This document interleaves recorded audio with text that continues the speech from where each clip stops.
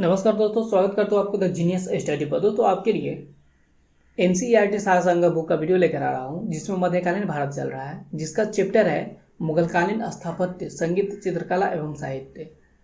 मध्यकालीन भारत का अंतर्गत आप कौन सा चैप्टर पढ़ेंगे? मुगलकालीन स्थापत्य, संगीत, चित्रकला एवं साहित्य। तो जिसका फर्स्ट क्वेश्चन है, अनवर-ए-सुहेली नामक ग्रंथ किस भारतीय ग्रंथ का अनुवाद है? पंचतंत्र। अनवर-ए-सुहेली नामक ग्रंथ किस भारतीय ग्रंथ का अनुवाद है? पंचतंत्र। मुगल काल में प्रचलित राजभाषा कौन सी थी? फारसी। मुगल काल में प्रचलित राजभाषा कौन सी थी? फारसी। औरंगजेब कौन सा वाद्य यंत्र बजाने में कुशल था? वीणा। औरंगजेब कौन सा वाद्य यंत्र बजाने में कुशल था? वीणा। बाबर की पुत्री गुलबदन बेगम ने हुमायूंनामा नामक पुस्तक की रचना की थी तथा मुगल काल के अनेक ऐतिहासिक विवरण लिखे हैं। बाबर की पुत्री गुलबदन बेगम ने हुमायूंनामा नामक पुस्तक की रचना की तथा मुगल काल के अनेक ऐतिहासिक विवरण लिखे। नेक्स्ट क्वेश्चन है, उत्तरी भारत में किसको आधुनिक संगीत का अग्रदूत कहा जाता है? मोहम्मद रिजा खां। उत्तरी भारत में किसको आधुनिक संगीत का अग्रदूत कहा जाता है? मोहम्मद रिजा खां। दस्तान-ए-अमीर हमजा का चित्रांकन किसके द्वारा किया गया है? अबूद समद के द्वारा। दास्तान-ए-अमीर हजा का चित्रांकन किसके द्वारा किया गया है? अब्दुल समद के द्वारा। नेक्स्ट है, राजकवि और शासक, अर्थात कौन सा राजकवि किस शासक के दरबार में रहा करता था? मुल्ला गजाली मसदरी, यह अकबर के शासनकाल में था। मुल्ला गजाली मसदरी, यह अकबर के शासनकाल में था। तालिब अमूल, यह जहांगीर के शासनकाल में था। ताविल अमूली, यह जहांगीर के शासनकाल में था। नेक्स्ट है, अबू तामिल कालिम, यह शाहजहां के शासनकाल में था। अबू तामिल कलीम, यह शाहजहां के शासनकाल में था। कादीसी, यह शाहजहां के शासनकाल में था। कादीसी, यह शाहजहां के शासनकाल में था। मुगल चित्रकला की सबसे महत्वपूर्ण कृति कौन सी है? हमजानामा। मुगल चित्रकला की सबसे महत्वपूर्ण कृति कौन सी थी है? हमजानामा। नस्तलीक क्या है? एक प्रकार की फारसी लिपि थी जो मध्यकालीन भारत में प्रयोग की जाती थी। नस्तलीक क्या है? एक प्रकार की फारसी लिपि थी जो मध्यकालीन भारत में प्रयोग की जाती थी। नेक्स्ट क्वेश्चन है, मुगल शैली चित्रकला का प्रारंभ किस शासक के समय में हुआ था? हुमायूं। मुगल शैली चित्रकला का प्रारंभ किस शासक के समय हुआ था? हुमायूं। मुगल काल में जिस मदरसे ने मुस्लिम न्यायशास्त्र की पढ़ाई में विशिष्टता प्राप्त की वह कहाँ स्थित था? लखनऊ में। मुगल काल में जिस मदरसे ने मुस्लिम न्यायशास्त्र की पढ़ाई में विशिष्टता प्राप्त की वह कहाँ स्थित था? लखनऊ में। शाहजहां के शासनकाल में मस्जिद निर्माण कला अपनी पराकाष्ठा पर पहुंच गई थी। इसके दो उत्कृष्ट उदाहरण में से पहली आगरा के किले की मोती मस्जिद, जो ताजमहल की तरह संगमरमर की बनी हुई है। दूसरी लाल बलुआ पत्थर से बनी दिल्ली की जामा मस्जिद है, जिसमें एक विशालकाय दरवाजा, ऊंचा पतली मीनारें और अनेक गुंबद इस मस्जिद की मुख्य विशेषता है। शाहजहां के शासनकाल में मस्जिद निर्माण कला अपने पराकाष्ठा पर पहुंच गई थी। इसके दो उत्कृष्ट उदाहरणों में से पहली है आगरा के किले की मोती मस्जिद, जो ताजमहल की तरह संगमरमर की बनी हुई है। दूसरी लाल बलुआ पत्थर से बनी दिल्ली की जामा मस्जिद है, जिसमें एक विशालकाय दरवाजा, ऊंची पतली मीनारें और अनेक गुंबद इस मस्जिद की मुख्य विशेषता है। दोस्तों, इस वीडियो को लाइक करके अपने दोस्तों के साथ शेयर करें और पहली बार इस चैनल पर आया तो चैनल को सब्सक्राइब भी जरूर कर लें। नेक्स्ट क्वेश्चन है, मुगलकालीन स्थापत्य के प्रमुख उदाहरण, इमारतें, स्थान एवं शासक। शेरशाह का मकबरा कहाँ पर स्थित है? सासाराम, बिहार में। यह किसके शासनकाल का है? शेरशाह के शासनकाल का। शेरशाह का मकबरा कहाँ पर स्थित है? सासाराम, बिहार में। शासक शेरशाह था। हुमायूं का मकबरा दिल्ली में स्थित है। शासक कौन था? हाजी बेगम। हुमायूं का मकबरा यह कहाँ पर स्थित है? दिल्ली में। शासक हाजी बेगम। जहांगीरी महल यह कहाँ पर स्थित है? फतेहपुर सीकरी में। शासक कौन था? अकबर। जहांगीरी महल फतेहपुर सीकरी में स्थित है। शासक कौन था? अकबर। जहांगीर महल आगरा में स्थित है। शासक कौन था? अकबर। जहांगीर महल यह कहाँ पर स्थित है? आगरा में। शासक था अकबर। अकबरी महल यह आगरा में स्थित है। शासक कौन था? अकबर। अकबरी महल कहाँ पर स्थित है? आगरा में। शासक कौन था? अकबर। आगरा का किला कहाँ पे स्थित है? आगरा में। शासक अकबर। आगरा का किला कहाँ पे स्थित है? आगरा में। शासक कौन था? अकबर। दीवान आम कहाँ पे स्थित है? फतेहपुर सीकरी में। शासक कौन था? अकबर। दीवान आम कहाँ पे स्थित है? फतेहपुर सीकरी में। शासक कौन था? अकबर। दीवान खास कहाँ पे स्थित है? फतेहपुर सीकरी में। शासक कौन था? अकबर। दीवान खास कहाँ पे स्थित है? फतेहपुर सीकरी में। शासक कौन था? अकबर। पंचमहल या हवा महल कहाँ पे स्थित है? फतेहपुर सीकरी में। शासक कौन था? अकबर। पंचमहल या हवा महल कहाँ पे स्थित है? फतेहपुर सीकरी में। शासक कौन था? अकबर। मरियम महल कहाँ पे स्थित है? फतेहपुर सीकरी में। शासक कौन था? अकबर। मरियम महल कहाँ पे स्थित है? फतेहपुर सीकरी में। शासक कौन था? अकबर। जामा मस्जिद कहाँ पे स्थित है? फतेहपुर सीकरी में। शासक कौन था? अकबर। जामा मस्जिद कहाँ पे स्थित है? फतेहपुर सीकरी में। शासक कौन था? अकबर। तुर्की सुल्तान का महल कहाँ पे स्थित है? फतेहपुर सीकरी में। शासक कौन था? अकबर। तुर्की सुल्तान का महल फतेहपुर सीकरी में और शासक कौन था? अकबर। नेक्स्ट है बुलंद दरवाजा कहाँ पे स्थित है? फतेहपुर सीकरी में। शासक कौन था? अकबर। बुलंद दरवाजा कहाँ पे स्थित है? फतेहपुर सीकरी में। शासक कौन था? अकबर। अकबर का मकबरा कहाँ पे स्थित है? सिकंदरा में। शासक कौन था? जहांगीर। अकबर का मकबरा कहाँ पे स्थित है? सिकंदरा में। शासक कौन था? जहांगीर। इत्मादुद्दौला का मकबरा कहाँ पे स्थित है? आगरा में। कौन बनवाया? नूरजहां ने। इत्मादुद्दौला का मकबरा कहाँ पे स्थित है? आगरा में। किसने बनवाया? नूरजहां ने। जहांगीर का मकबरा कहाँ पे स्थित है? शाहदरा लाहौर में। किसने बनवाया? नूरजहां ने। जहांगीर का मकबरा कहाँ पे स्थित है? शाहदरा लाहौर में। किसने बनवाया? नूरजहां ने। दीवान खास कहाँ पे स्थित है? आगरा में। किसने बनवाया? शाहजहां ने। दीवान खास कहाँ पे स्थित है? आगरा में। किसके शासनकाल में बना? शाहजहां के शासनकाल में। दीवान आम कहाँ पे स्थित है? आगरा में। शासक कौन था? शाहजहां। दीवान आम कहाँ स्थित है? आगरा में। किसने बनवाया? शाहजहां ने। शीश महल कहाँ पे स्थित है? आगरा में। शासक कौन था? शाहजहां। शीश महल कहाँ पे स्थित है? आगरा में। शासक कौन था? शाहजहां। खास महल कहाँ पे स्थित है? आगरा में। शासक कौन था? शाहजहां। खास महल कहाँ पे स्थित है? आगरा में। शासक कौन था? शाहजहां। नगीना मस्जिद कहाँ पे स्थित है? आगरा में। शासनकाल किसका था? शाहजहां का। नगीना मस्जिद कहाँ पे स्थित है? आगरा में। शासक था? शाहजहां। जामा मस्जिद कहाँ स्थित है? आगरा में। शासक था? शाहजहां। जामा मस्जिद कहाँ पे स्थित है? आगरा में। शासक कौन था? शाहजहां। मच्छी भवन कहाँ पे स्थित है? आगरा में। शासक था? शाहजहां। मच्छी भवन कहाँ पे स्थित है? आगरा में। शासक कौन था? शाहजहां। लाल किला कहाँ पे स्थित है? दिल्ली में। शासक कौन था? शाहजहां। लाल किला कहाँ पे स्थित है? दिल्ली में। शासक कौन था? शाहजहां। मोती मस्जिद कहाँ पे स्थित है? आगरा में। शासक कौन था? शाहजहां। मोती मस्जिद कहाँ पे स्थित है? आगरा में। शासक कौन था? शाहजहां। जहानाबाद कहाँ पे स्थित है? दिल्ली में। शासक कौन था? शाहजहां। जहानाबाद कहाँ पे स्थित है? दिल्ली में। शासक कौन था? शाहजहां। नेक्स्ट है जामा मस्जिद कहाँ पे स्थित है? दिल्ली में। शासक कौन था? शाहजहां। जामा मस्जिद कहाँ पे स्थित है? दिल्ली में। शासक कौन था? शाहजहां। दीवान आम कहाँ पे स्थित है? दिल्ली में। शासक कौन था? शाहजहां। दीवान आम कहाँ पे स्थित है? दिल्ली में। शासक कौन था? शाहजहां। दीवान खास कहाँ पे स्थित है? दिल्ली में। शासक कौन था? शाहजहां। दीवान खास कहाँ पे स्थित है? दिल्ली में। शासक कौन था? शाहजहां।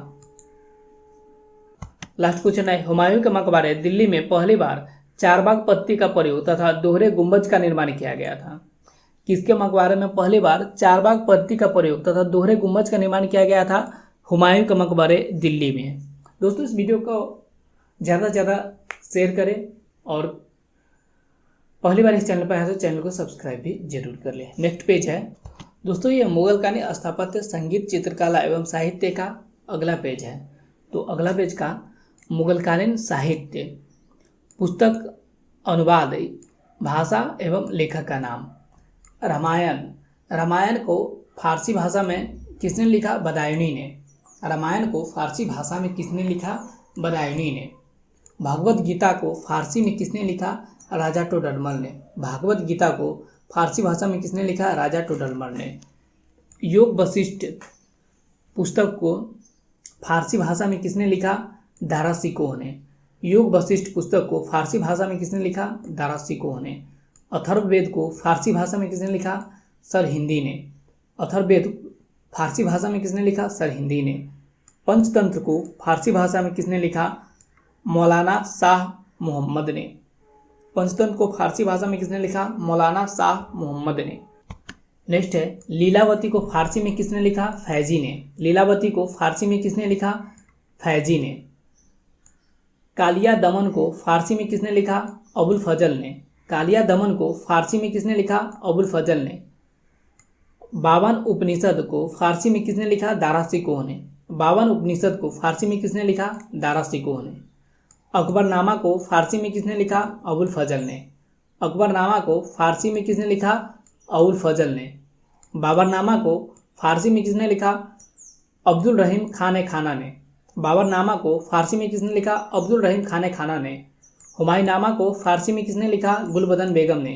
हुमायूंनामा को फारसी में किसने लिखा? गुलबदन बेगम ने। नेक्स्ट है तुर्के बाबरी। बाबरनामा को तुर्की में किसने लिखा? बाबर ने। तुजुके बाबरी बाबरनामा को तुर्की भाषा में किसने लिखा? बाबर ने। तुजुके जहांगीरी फारसी में किसने लिखा? जहांगीर। मोतविंद खान मोहम्मद हादी।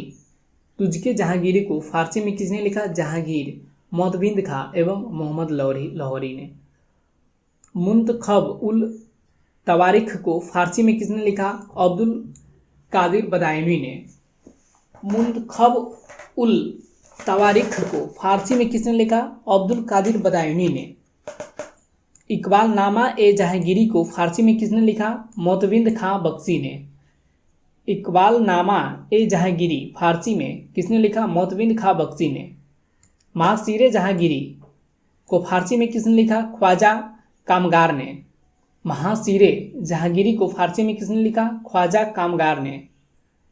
तबकाके अकबरी को फारसी में किसने लिखा? निजामुद्दीन अहमद ने। तबकाते अकबरी को फारसी में किसने लिखा? निजामुद्दीन अहमद ने। नेक्स्ट है शाहजहांनामा को फारसी में किसने लिखा? इनायत खान ने। शाहजहांनामा को फारसी में किसने लिखा? इनायत खान ने। नुस्खा ए दिलकुशा को फारसी में किसने लिखा? खफी खान ने। नुस्खा ए दिलकुशा को फारसी में किसने लिखा? खफी खान ने। आलमगीरनामा को फारसी में किसने लिखा? मिर्जा मोहम्मद कासिम ने। आलमगीरनामा को फारसी में किसने लिखा? मिर्जा मोहम्मद कासिम ने। मासिर ए आलमगीरी को फारसी में किसने लिखा? साकी मुस्तैद खान ने। महासिर ए आलमगीरी को फारसी में किसने लिखा? साकी मुस्तैद खान ने। फतवा ए आलमगीरी को फारसी में किसने लिखा? शेख निजामुद्दीन अहमद ने। फतवा ए आलमगीरी को फारसी में किसने लिखा? शेख निजामुद्दीन अहमद ने। पदशाहनामा को फारसी में किसने लिखा? मोहम्मद अमीन ने। पदशाहनामा को फारसी में किसने लिखा? मोहम्मद अमीन ने। नेक्स्ट है मुगल काल का एकमात्र गुंबद विहीन मकबरा कौन सा है? अकबर का मकबरा। मुगल काल का एकमात्र गुंबद विहीन मकबरा कौन सा है? अकबर का मकबरा। जहांगीर के शासनकाल के अंतिम वर्षों में केवल संगमरमर की इमारतें बनवाने और दीवारों को अर्ध मूल्यवान पत्थरों से बनी फूलपत्तियों की आकृति से सजाने का चलन आरंभ हुआ। सजावट की इस पद्धति को पित्रादुरा कहते हैं। पित्रादुरा किसे कहते हैं? जहांगीर के शासनकाल के अंतिम वर्षों में केवल संगमरमर की इमारतें बनवाने और इमारतों को अर्ध मूल्यवान पत्थरों से बनी फूल पत्तियों की आकृति से सजाने का चलन आरंभ हुआ। सजावट की इस पद्धति को पित्रादुरा कहते हैं। दोस्तों इस वीडियो को लाइक करके अपने दोस्तों के साथ शेयर करें और इस चैनल पर पहली बार विजिट कर रहे हैं तो चैनल को सब्सक्राइब भी जरूर कर लें। नेक्स्ट क्वेश्चन है हुमायूं का मकबरा महत्वपूर्ण तथ्य है। मकबरे का निर्माण 1565 ईस्वी में हुमायूं की पत्नी हमीदा बानो बेगम ने प्रारंभ करवाया। मकबरे का निर्माण कब प्रारंभ हुआ? 1565 ईस्वी में। किसने प्रारंभ किया? हुमायूं की पत्नी हमीदा बानो बेगम ने। दोहरे गुंबद वाला यह भारत का पहला मकबरा था। दोहरे गुंबद वाला भारत का पहला मकबरा कौन सा था? हुमायूं का मकबरा था। 4 बाग पत्ती का प्रयोग पहली बार हुमायूं के मकबरे में हुआ था। 4 बाग पत्ती का प्रयोग किसके मकबरे में सर्वप्रथम हुआ था? तो हुमायूं के मकबरे में। जबकि भारत में पहला बाग युक्त मकबरा सिकंदर लोदी का मकबरा था। जबकि भारत में पहला बाग युक्त मकबरा किसका था? सिकंदर लोदी का। इस मकबरे को ताजमहल का पूर्वागामी माना जाता है। किस मकबरे को ताजमहल का पूर्वगामी माना जाता है? तो हुमायूं का मकबरा को। नेक्स्ट है, हुमायूं के मकबरे में दफनाए गए मुगल घराने के लोगों में हाजी बेगम, हमीदा बानो बेगम, हुमायूं की छोटी बेगम, दारा शिकोह, जहांदार शाह, फर्रुखसियार, रफ़ी उद दराजात और आलमगीर द्वितीय प्रमुख हैं। हुमायूं के मकबरे में दफनाए गए मुगल घराने के लोगों में किस किस का नाम आता है? हाजी बेगम, हमीदा बानो बेगम, हुमायूं की छोटी बेगम, दारा शिकोह, जहांदार शाह, फर्रुखसियार, रफ़ी उद दराजात और आलमगीर द्वितीय प्रमुख हैं। दिल्ली के अंतिम मुगल बादशाह बहादुर शाह जफर और उसके 3 शाहजादों को अंग्रेज लेफ्टिनेंट हडसन ने 1857 ईस्वी में हुमायूं के मकबरे से गिरफ्तार किया था। दिल्ली के अंतिम मुगल बादशाह बहादुर शाह जफर और उनके 3 शाहजादों को अंग्रेज लेफ्टिनेंट हडसन ने 1857 ईस्वी में कहां से गिरफ्तार किया था? हुमायूं के मकबरे से गिरफ्तार किया था। नेक्स्ट क्वेश्चन है, जहांगीर के शासनकाल में प्रसिद्ध चित्रकार मंसूर को किस उपाधि से सम्मानित किया गया था? नादिर उल उस्र। जहांगीर के शासनकाल में प्रसिद्ध चित्रकार मंसूर को किस उपाधि से सम्मानित किया गया था? नादिर उल उस्र। प्रसिद्ध संगीतज्ञ तानसेन का मकबरा कहाँ पर स्थित है? ग्वालियर में। प्रसिद्ध संगीतज्ञ तानसेन का मकबरा कहाँ पर स्थित है? ग्वालियर में। रामचंद्रिका एवं रसिकप्रिय की रचना किसने की थी? केशव दास ने। रामचंद्रिका एवं रसिक प्रिया की रचना किसने की थी? केशव दास ने। नेक्स्ट क्वेश्चन है, फतेहपुर सीकरी का निर्माण लगभग 15 वर्षों में हुआ था। फतेहपुर सीकरी का निर्माण लगभग कितने वर्षों में हुआ था? 15 वर्षों में हुआ था। इसके महत्वपूर्ण भवन खास महल, हवा महल, हिरन मीनार, दीवाने आम, दीवाने खास, जोधाबाई का महल, शेख सलीम चिश्ती का मकबरा, पंचमहल, बुलंद दरवाजा, बीरबल का आदि महल इत्यादि है। नेक्स्ट क्वेश्चन है, मुगल चित्रकारी किसके शासनकाल में अपनी प्रकाष्ठा पर पहुंची? जहांगीर के शासनकाल में। मुगल चित्रकारी किसके शासनकाल में अपनी प्रकाष्ठा पर पहुंची? जहांगीर के शासनकाल में। नेक्स्ट क्वेश्चन है, मुगल चित्रकला शैली में किन शैलियों का सम्मिश्रण है? भारतीय, ईरानी एवं फारसी शैली। मुगल चित्रकला शैली में किन शैलियों का सम्मिश्रण है? भारतीय, ईरानी एवं फारसी शैलियाँ। पितृदेवता तकनीक का प्रयोग किसके मकबरे में हुआ जो ईरानी शैली में निर्मित है? इत्माद-उद-दौला। पितृदेवता तकनीक का प्रयोग किसके मकबरे में हुआ है जो ईरानी शैली में निर्मित है? इत्माद-उद-दौला। पहाड़ी school, Rajput school, Mughal school और कांगड़ा स्कूल चित्रकला के विभिन्न शैलियों को प्रदर्शित करते हैं। पहाड़ी school, Rajput school, Mughal school और कांगड़ा स्कूल चित्रकला की विभिन्न शैलियों को प्रदर्शित करते हैं। संस्कृत में अल्योनिषद नामक एक छोटे उपनिषद की रचना किसने करवाई थी? अकबर ने। संस्कृत में अल्योनिषद नामक एक छोटे उपनिषद का रचना किसने करवाई थी? अकबर ने। दोस्तों, इस चैप्टर का लास्ट क्वेश्चन है, भारतीय शास्त्रीय संगीत का फारसी में सबसे अधिक पुस्तक की रचना औरंगजेब के शासनकाल में हुई। भारतीय शास्त्रीय संगीत का फारसी में सबसे अधिक पुस्तकों की रचना किसके शासनकाल में हुई थी? औरंगजेब के शासनकाल में हुई थी। दोस्तों, इस वीडियो को लाइक करके अपने दोस्तों के साथ शेयर करें और कमेंट करके हमें बताइए ये वीडियो आपको कैसा लग रहा है। और हाँ दोस्तों, अगर आप इस चैनल पर पहली बार आए हैं तो चैनल को सब्सक्राइब भी जरूर कर लें। मिलते हैं नेक्स्ट चैप्टर में, तब तक के लिए थैंक यू, धन्यवाद।